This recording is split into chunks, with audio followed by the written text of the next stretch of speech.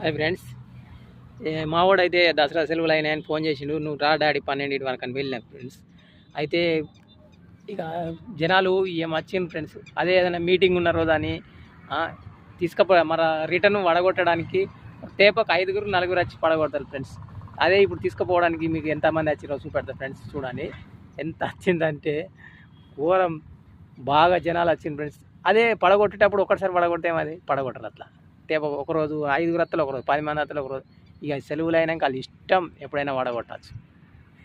అయితే వాళ్ళు ఎంతమంది వచ్చిరో మీకు చూపెడతా చూడు. మనోడు దసరా సెలవులు చూడండి.